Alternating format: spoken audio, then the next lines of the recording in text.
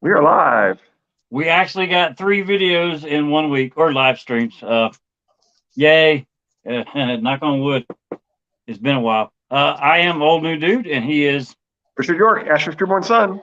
and this is our rereads.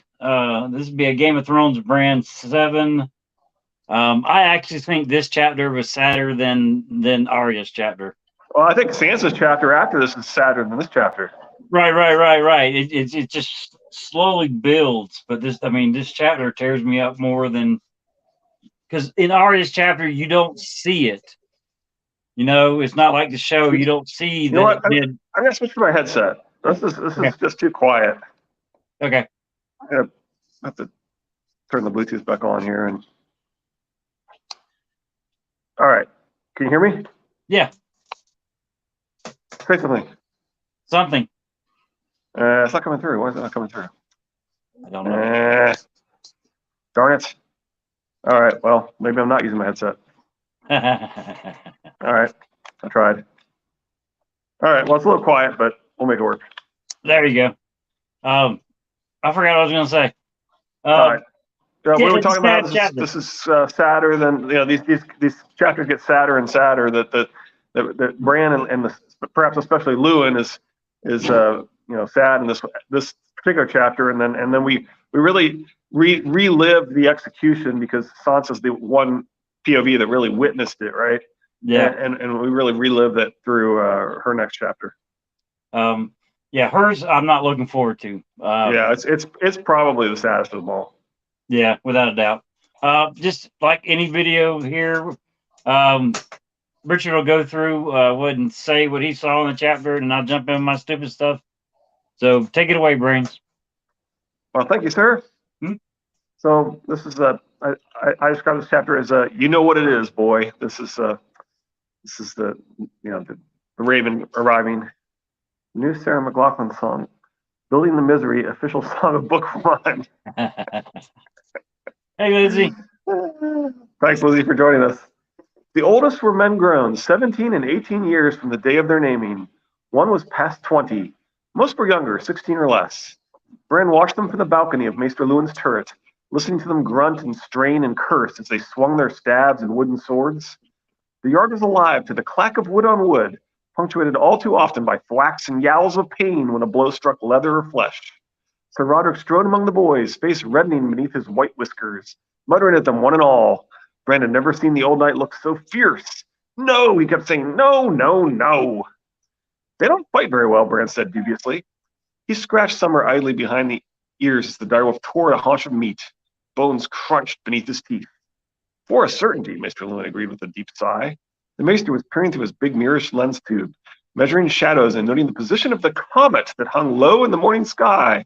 So the comet appears. Is it the Vulcan from Night Flyers? So I think that's the most likely nod of the sci-fi thing. Yeah, could be. Oh, he's got it. Yes. I haven't read it, but I got it. Yeah. Sir Roderick should teach me to use a poleaxe. If I had a poleaxe with a big long haft, Hodor could be my legs. We could be a knight together. I think that unlikely, Maester Lewin said. Bran, when a man fights, his arms and legs and thoughts must be as one. If only there was some way for Hodor's body to move with Bran's thoughts. Yeah, but on that note, he has to fight with all that. He has to fight as Hodor. Right. And we know that Hold the Door is coming at some time. Will he ever actually get to fight as Hodor? You know what I mean? That sentence makes me think they're foreshadowing that's what's going to happen. He's going to fight as Hodor, but I don't know a situation where he will now. I thought he did. What's that? I thought he actually does do that, doesn't he? Well, I know he gets his sword that he gets from the crypts, but does he fight anybody with it? I thought that he actually did at one point near the as they were getting into the cave. Oh, I might have to reread that section then. Yeah, it's been a while. Yeah, we'll get there. Okay. some year, I'm not looking forward to Hold the Door neither, of course. because I'm assuming we're going to get that through Bran's POV as he is Hodor. So Could we're be. gonna. I mean, we're really gonna get. Just like I said, I wanted to go through Ned's chapter or Ned's beheading, in at Ned's point of view. Right. I think we're really going to get a lot of what's going on with Hodor through Bran.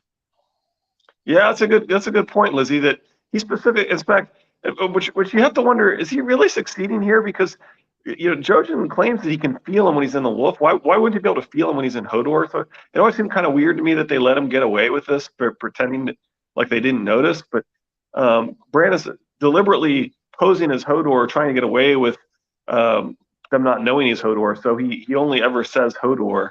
But do we think that Bran could actually talk normally when he's inside Hodor? Maybe. That's going to be a hard one because I mean, Yeah. you still Hodor's still in there. I don't know. Yeah. I'm not sure. Question, Lindsay. It's supposed to be and it's supposed to be an abomination. Absolutely. Yeah. Now, do we trust Very Thick Skin's abomination list, or actually? Well, we're trusting we're trusting his teacher, his mentor, not him, right? Right, right. What's his name? Hagen or something like that? Yeah, something like that. Yeah. I mean, are they abominations? I think they're reasonable things for a society to frown upon. Yes. Well, I mean, there's definitely a couple in there like, what? Yeah. Of course you don't do that. But the Yeah, he Hodor part, definitely feels Hodor hiding from him. That's definitely true. yeah. I say it's probably about an 80% chance he can talk in Hodor's body. Sounds reasonable. I dreamed about the crow again last night. The one with 3 eyes. He flew into my bedchamber and told me to come with him, so I did. We went down to the crypts. Father was there and we talked. He was sad. And why was that? Lewin peered through his tube. It was something to do about John, I think. The dream had been deeply disturbing, more so than any of the other crow dreams. Hodor won't go down into the crypts. The maester only been half listening, Bran could tell. He lifted his eye from the tube, blinking. Hodor won't go down into the crypts. When I woke, I told him to take me down to see if Father was truly there. At first, he didn't know what I was saying, but I got him to the steps by telling him to go here and go there. Only then he wouldn't go down. He just stood on the top step and said Hodor, like he was scared of the dark, but I had a torch. It made me so mad I almost gave him a swat in the head like old Nan is always doing. He saw the way the maester was frowning and hurriedly added, I didn't though. Good. Hodor's a man, not a mule to be beaten. In the dream, I flew down with a crow, but I can't do that when I'm awake, Bran explained. Why would you want to go down to the crypts? I told you to look for Father. So, while I don't fully buy into the Order of the Green Hand theory explaining this, I've never heard any alternative that really explains what Hodor's seemingly temporary issue is with the crypts. Well, I mean, Summer has the same issue too. Yeah, and even Osha feels it.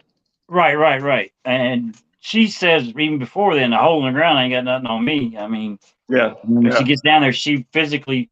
I think that is the most important thing, other than what happens at the end in this chapter. I mean, granted, it could be exactly like Order of the Green Hand says that the three-eyed crow couldn't go down there, had to have Bran take him down there, and did something while it was down there.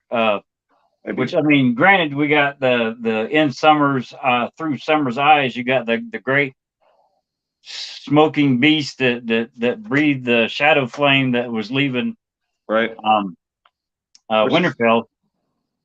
Which I still think might be, as most people think, a more of a metaphor for the smoke, but it's also, I think, foreshadowing for the wall. Well, I mean, you get that big thunderous fall right before then, which I think it's the first keep or something like that. The one of the walls of the first keep falls down, and I don't know, man. I think there's more to the Shadowfire beast thing.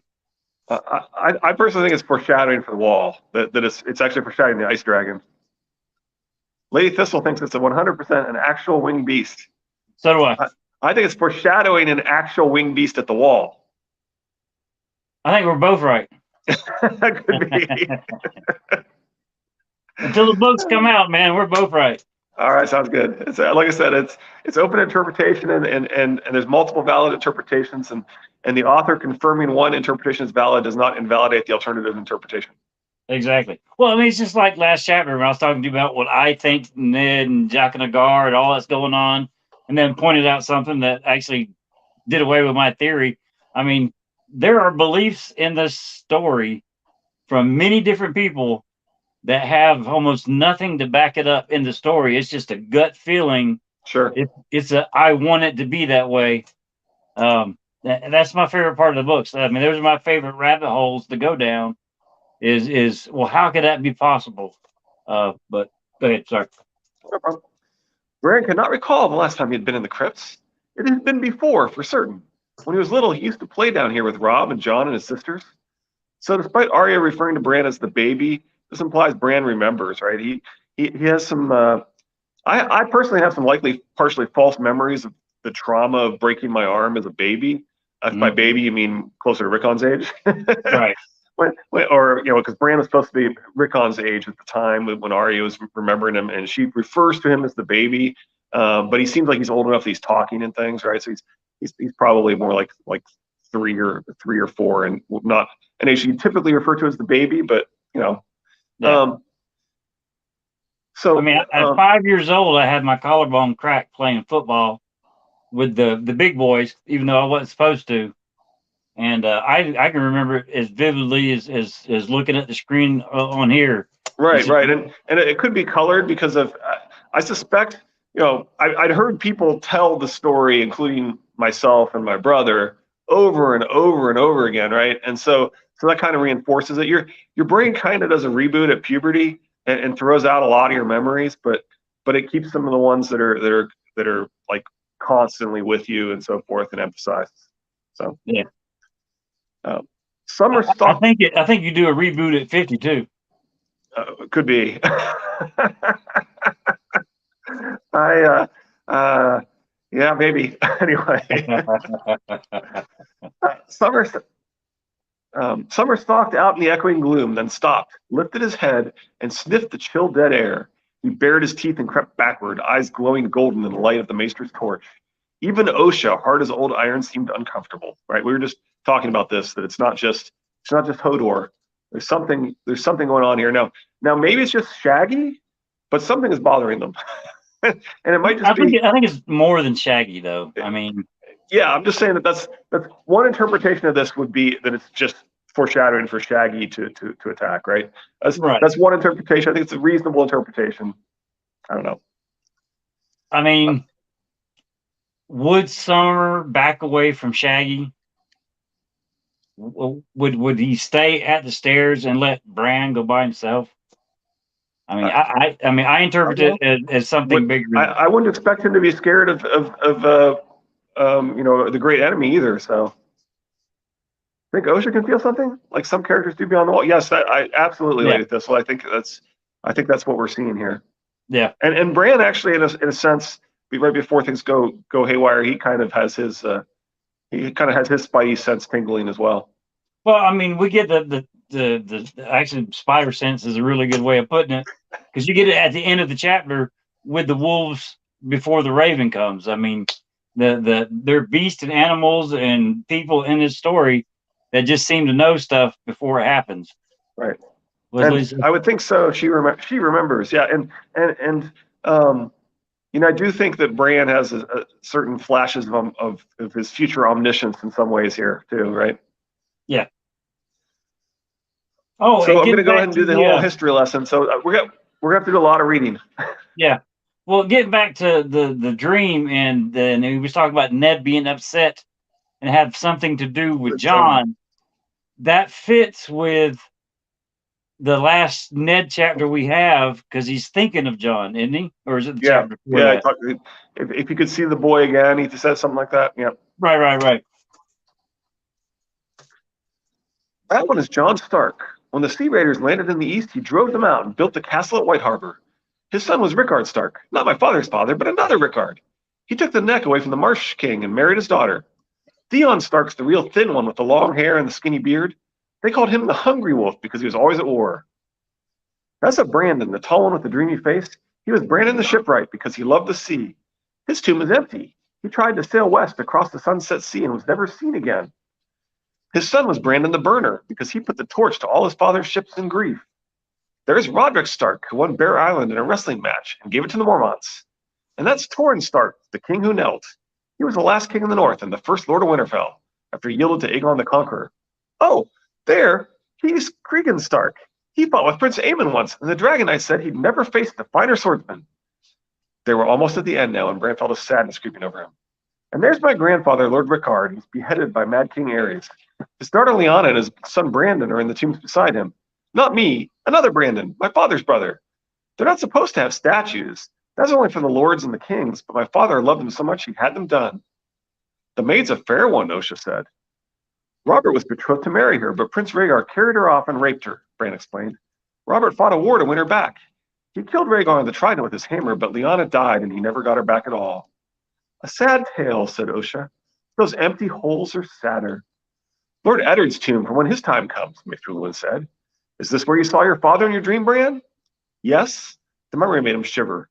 He looked around the vault uneasily, the hairs on the back of his neck bristling. Had he heard a noise? Was there someone here? Maester Luwin stepped toward the open sepulchre, torch in hand. As you see, he's not here, nor will he be for many a year.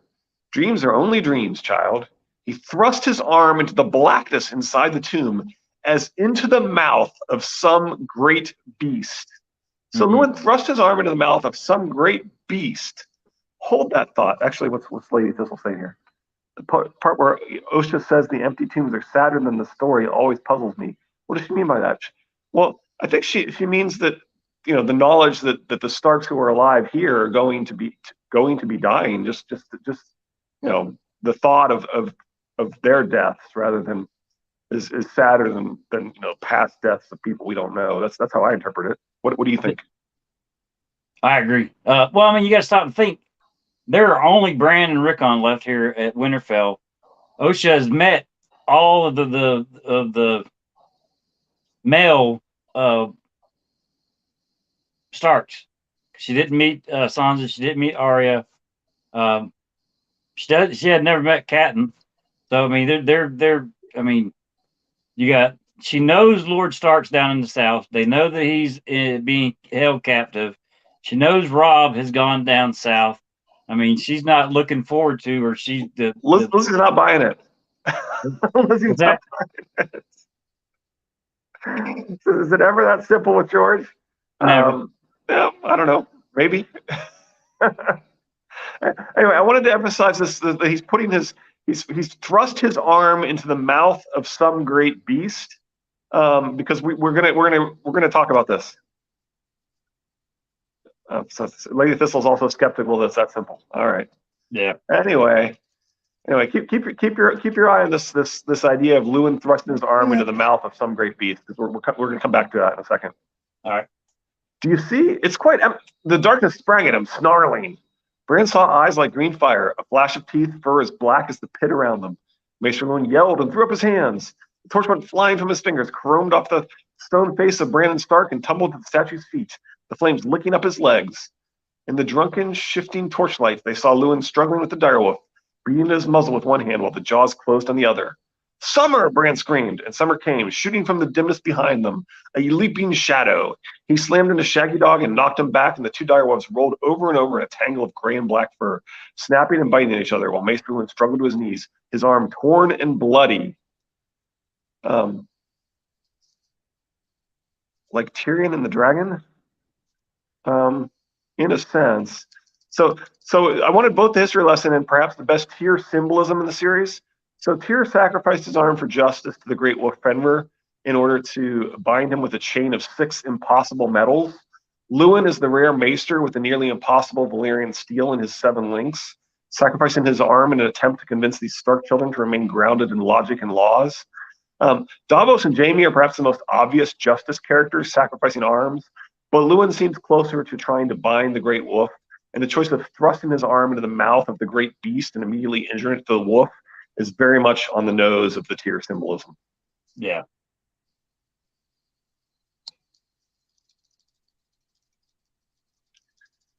Rickon, Bran said softly. Father's not here. Yes, he is. I saw him. Tears glistened on Rickon's face. I saw him last night. In your dream? Rickon nodded. You leave him. You leave him be. He's coming home now like he promised. He's coming home. Bran had never seen Maester Luwin look so uncertain before. Blood dripped down his arm where Shaggy Dog had shredded the wool of his sleeve and the flesh beneath. Maester Luwin is becoming very uncertain. Yes. Rickon patted Shaggy Dog's muzzle, damp with blood. I let him loose. He doesn't like chains. He licked at his fingers. So he licked at his fingers has been endlessly debated. Have we mentioned these books are deliberately ambiguous? Speaking of chains, last book club, it is the Bran chapter where they talk about the winged wolf and the gray stone chains that are being pecked at by the three-eyed crow. Okay. Well, apparently on Reddit, the main theory is that the gray chain or the gray stone chains are Maester Luwin. Well, I didn't know that, so I'm talking with Jeff, and it just popped in my head. Like, why would he say gray chain stones? But this is, I mean, this the is the whole theory concept here, right? This is literally the guy who represents the laws and justice for Right. Winterfell, sacrificing his arm to try and keep Bran from going off to be magical, basically, right? Right. Because all the way through the rest of the story, when there's something that Bran thinks is magical or needs explanation on, he goes to Maester Luwin, and he's the gray rat, Lizzie. He's the gray stone chain that says, no, you're wrong. Magic isn't real. And until he's out of the picture, Bran is still sitting there chained to the old way. Right. This is it right here where George is really telling us this is the chain of Fenrir. This is Maester Luwin sacrificing his arm to convince Bran that magic's not real. Right. It's just weird that we do a chapter and it has something to do with the last book club. I mean, these books are so connected, it's not even funny. Yep, absolutely. The truth is hard, but the wolf has to be chained or he hesitated. Or killed, Bran thought. But what he said was, he was not made for chains. We will wait in your tower, all of us. That is quite impossible, Maester Luwin said. Osha grinned. The boy's the lordling here, as I recall. She handed Luwin back his torch and scooped Bran up in her arms again. The Maester's tower it is. Will you come, Rickon? His brother nodded. If Shaggy comes too, he said, running after Osha and Bran. There was nothing Maester Luwin could do but follow, keeping a wary eye on the wolves. So Bran and Osha realized how power works, much to Luwin's chagrin. Look, he's like, look, I have a link that proves it's not real.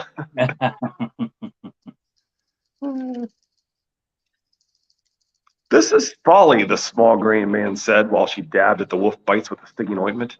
I agree that it's odd that both of you boys dream the same dream, yet when you stop to consider it, it's only natural. You miss your lord father, and you know that he's captive. He's a captive.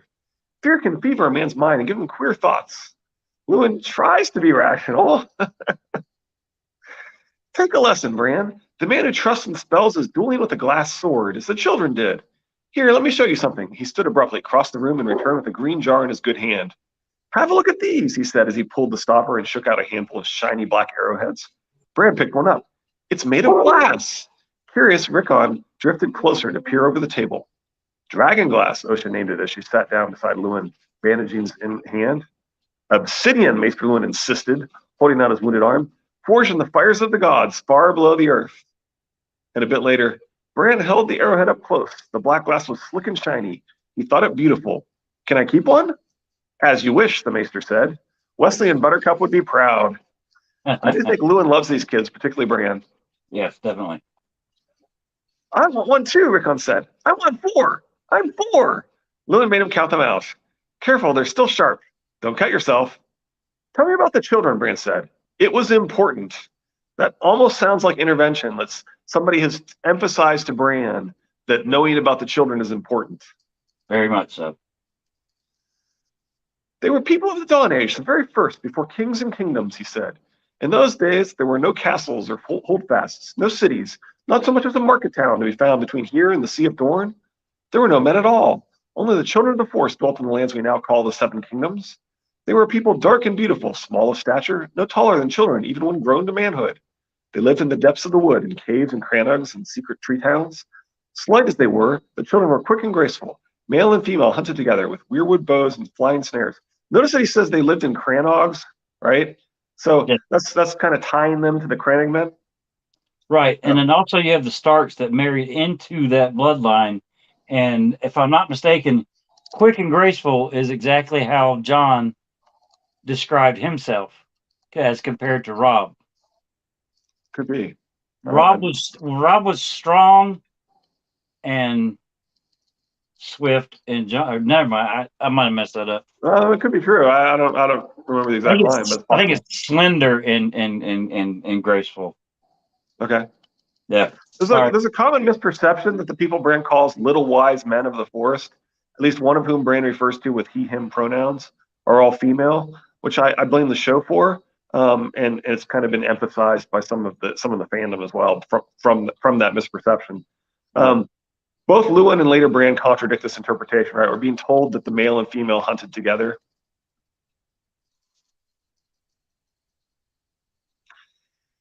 It's like, look, I have one that proves it's not real. What are you looking at the comment, or what's going on? I think it's the Maester Lewin is trying to convince himself that there's nothing going on here as far as the dreams. Oh, yeah, absolutely. Which, and later in the books, when we were talking about him trying to keep Bran grounded, it might not be so much. It might be half for Bran, but the other half is for himself. Oh yeah, absolutely. He's starting to question his own reality, right? Exactly, all the way up until I mean, that's that. I want to say that's the reason he drags himself to the weirwood is he's fully committed and given in that I've been wrong this whole time. Yeah, and this is correct. This is where I need to die. Yep. Their gods were the gods of the forest, stream and stone, the old gods whose names are secret. Their wise men were called green seers and carved strange faces in the weirwoods to keep watch in the woods. How long the children reigned here or where they came from, no man can know. But some 12,000 years ago, the first men appeared from the east, crossing the broken arm of Dorne before it was broken. They came with bronze swords and great leathern shields, riding horses. No horse had ever been seen on this side of the narrow sea. No doubt the children were as frightened by the horses as the first men were by the faces in the trees. As the first men carved out holdfasts and farms, they cut down the faces and gave them to the fire. This resembles the burning of the ashram. See Triplet Targaryens, episode 1. That's one, Lizzie. Hey, does it count if you put one on Twitter? I don't know what she was counting. She was counting that one as herself anyway, though. Yeah. The Maester Lewin arm part made me think of this. He thrust the torch into the mouth of one of the larger skulls and made the shadows leap and dance on the wall behind him. Period. Sorry it took me so long to find. Haha. Lizzie does say that's one. It does remind me of. I see what you're saying, Lady Thistle. Yeah, there's definitely there's something else in here that I saw that really reminded me of something later on that I don't think I remember to put in the notes, but maybe I'll think of it if it's in the highlights that I. Anyway, horror struck, the children went to war. The old songs say that the green seers used dark magics to make the seas rise and sweep away the land, shattering the arm, but it was too late to close the door. The wars went on until the earth ran red with blood of men and children both, but more children than men, for men were bigger and stronger, and wood and stone and obsidian make a poor match for bronze. Finally, the wise of both races prevailed, and the chiefs and heroes of the first men met the green seers and wood dancers amidst the weirwood groves of a small island in the great lake called God's Eye. There they forged the pact. The first men were given the coastlands, the high plains and bright meadows, the mountains and bogs, but the deep woods which would remain forever the children's, and no more weirwoods were to be put to the axe anywhere in the realm. So the gods might bear witness to the signing. Every tree on the island was given a face, and afterward the sacred order of green men was formed to keep watch over the Isle of Faces. The pact began 4,000 years of friendship between men and children. In time, the first men even put aside the gods they had brought with them, took up the worship of the secret gods of the wood. The signing of the pact ended the Dawn Age and began the Age of Heroes. And then a bit later, do you want to say something? Yeah, the the Sacred Order of the Green Men. Yeah, it almost That sounds like that should be a joint effort between the men and the first men and the children of the forest, and maybe the Crannig men are an offshoot of that. Maybe that's includes interbreeding there. well, I mean, I know Order of the Green Hand. They named themselves that because there is an Order of the Green Hand in the Yep. Well, story. those are knights that Manderley's part of. Right. But could they be part of the Order of the Green Man? Yeah, it does sound related, doesn't it? Yeah, but I mean, Howland Reed going to the Isle of Faces. I mean, he's definitely part of the Order of the Green Men. Right. Or at There's least not, they there's no, they they let him in anyway, and so he may right. have joined with them. Chances are they called to him Could be. because I mean that's not intervention because he went to the Isle of Faces at a certain time, and when he left, there's the turning at Heron Hall. He meets the Starks. I mean that's a little intervention to make sure that they get together. Sorry, All right, we're gonna continue our history lesson here. go ahead. So long as the kingdoms of the first men held sway, the pact endured all through the age of heroes and the long night and the birth of the and the birth of the seven kingdoms. Yet finally there came a time, many centuries later, when other peoples crossed the narrow sea. The Andals were the first, a race of tall, fair-haired warriors who came with steel and fire and the seven-pointed star of the new gods painted on their chests. The wars lasted hundreds of years, but in the end, the six southern kingdoms all fell before them. Only here, where the king of the north threw back every army that tried to cross the neck, did the rule of the first men endure. The Andals burnt out the weirwood groves, hacked down the faces, slaughtered the children where they found them, and everywhere proclaimed the triumph of the seven over the old gods. So the children fled north. Summer began to howl. Maester Loon broke off, startled. When Shaggy Dog bounded to his feet and added his voice to his brother's, dread clutched at Bran's heart. It's coming, he whispered, the certainty of despair. He had known it since last night, he realized. Since the crow had led him down into the crypts to say farewell, he had known it. But he had not believed. He had wanted Maester Lewin to be right. The crow, he thought, the three-eyed crow. The howling stopped as suddenly as it had begun. Summer padded across the tower floor to Shaggy Dog and began to lick at a mat of bloody fur on the back of his brother's neck. From the window came a flutter of wings. A raven landed on the great stone sill, opened its beak, and gave a harsh, raucous rattle of distress. Rickon began to cry. His arrowheads fell from his hand one by one and clattered on the floor.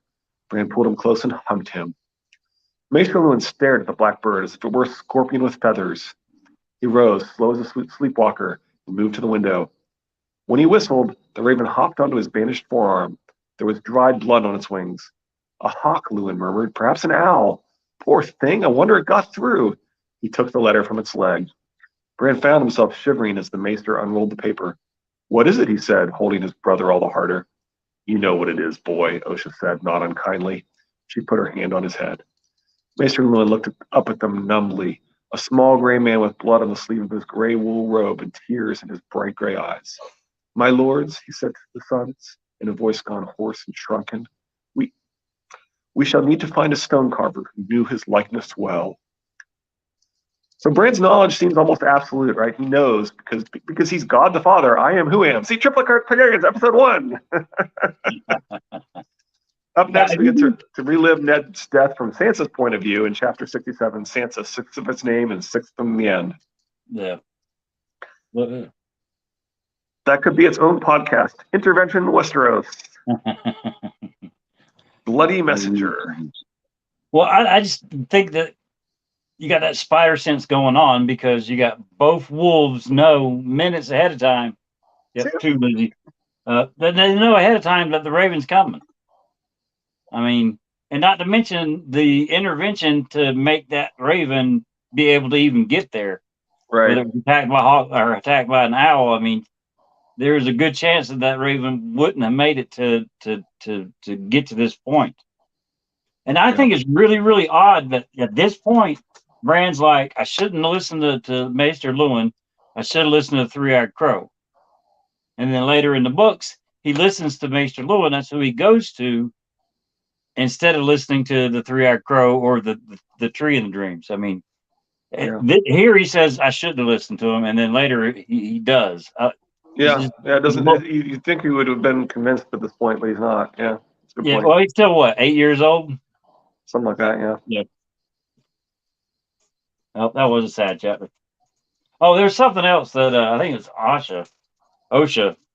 Um, she says that they made music so beautiful that it made you cry like a little baby just to hear it.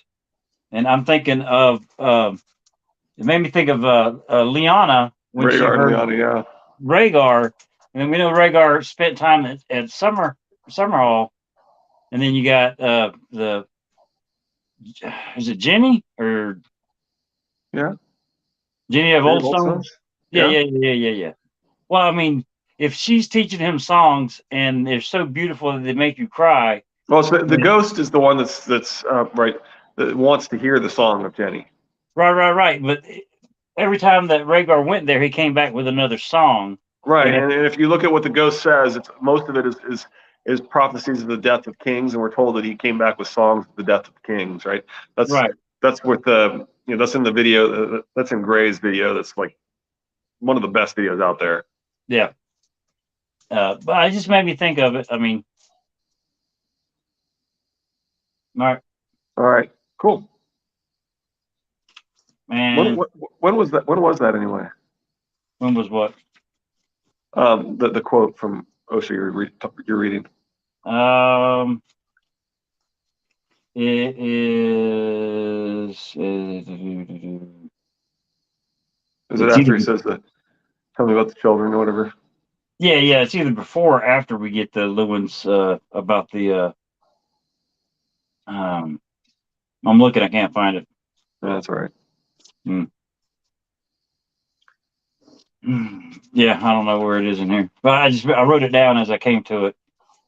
It would have been well. It's when they're in the tower because it's after them being down in the crypts. Huh. All right. Well, it just made me think of that Rhaegar's songs were being Yeah, written absolutely. by a part children of the forest, and that's the reason they were so beautiful. Makes sense to me. There you go. I am not looking forward to reading any further in this. Yeah. The next one, like I said, is probably the worst of them all as far as the Ned's execution goes. Yeah. Okay. Well, it's a Friday, so that means that I want everyone to have a safe and happy weekend. Christmas is what 9 days in the wake up away, 8 days in the wake up away, Yeah, something like that. a week and a few days. Yeah. Yeah. So everybody stay safe. It's all downhill from All here. downhill from here. Yeah. Well, At this it's a point, pretty short chapter. Next chapter. yeah, but still, I look forward to the next book versus the next chapter. It's just the way it is. Yeah. But everybody, please have a safe weekend. We will see y'all Monday. Same bat time, same bat channel for Sansa, and we appreciate y'all stopping by. We really Absolutely. do. Y'all adding to the conversation makes it fun, even more fun. I told somebody I like the days that I can't do a video. I miss talking to Richard. We don't talk outside of this. We don't call each other and none of that. This Well, you can this call is me the if you whole want. time. You got my number.